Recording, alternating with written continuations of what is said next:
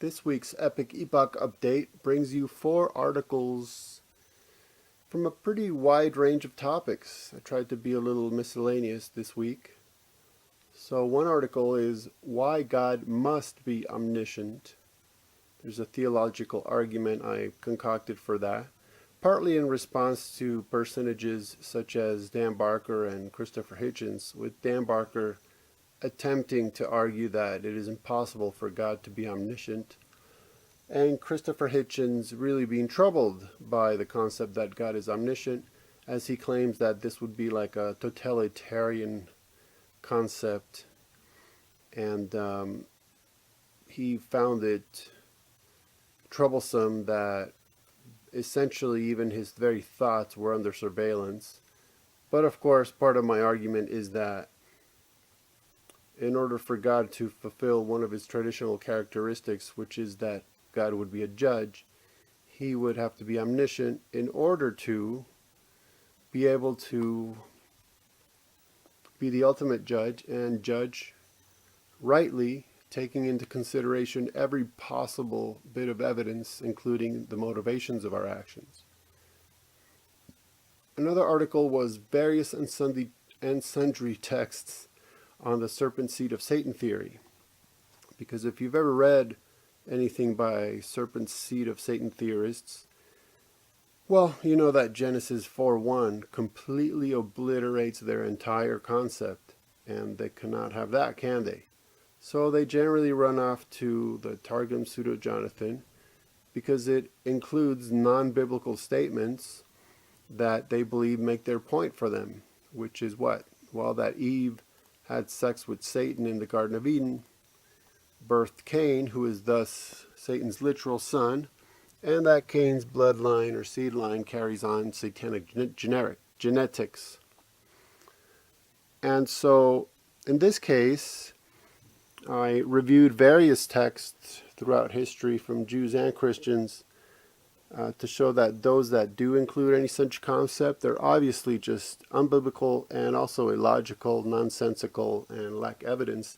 But many of them absolutely state the opposite, that there's no such thing as Cain being the result of anything but a sexual union between Adam and Eve. Another article is MIT's Jeremy L. England on all by itself-replication. And this pertains to one of the origin of life mysteries, which is self-replication, or so it is termed.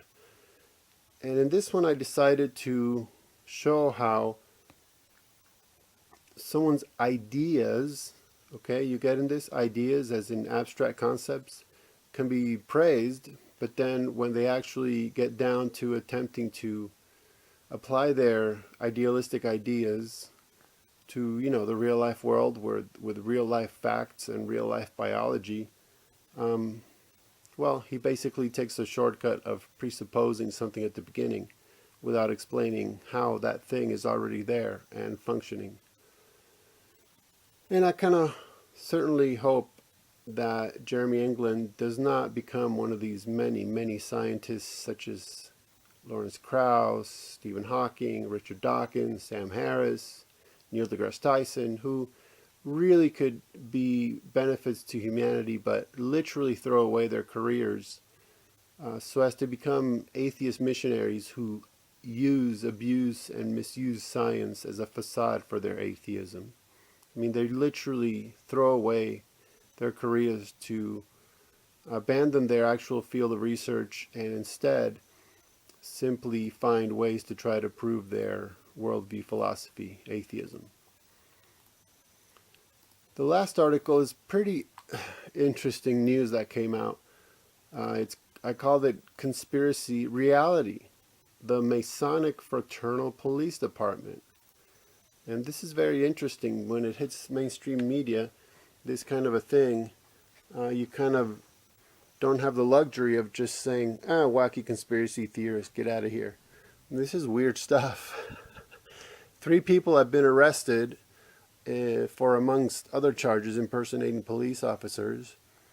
And they claim to be part of a secret police department that goes back 3,000 years to the Knights Templar.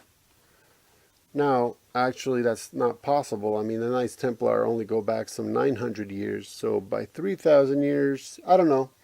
They must be referring to the esoteric origination of Freemasonry, either operative or speculative. I mean, who knows what they're thinking. And so far, we know that 3 people are involved, so maybe it's just 3 wacky people making baseless claims. Maybe there's a lot more going on behind the scenes, and maybe we won't ever find out anything about it. Because if there's that many people involved and it's that secret, then it'll just be rubbed out of the mainstream media just as soon as it hits the mainstream media. So there you go. I tried to be miscellaneous this week, giving you a lot of different information on a lot of different topics, and I hope you enjoy them.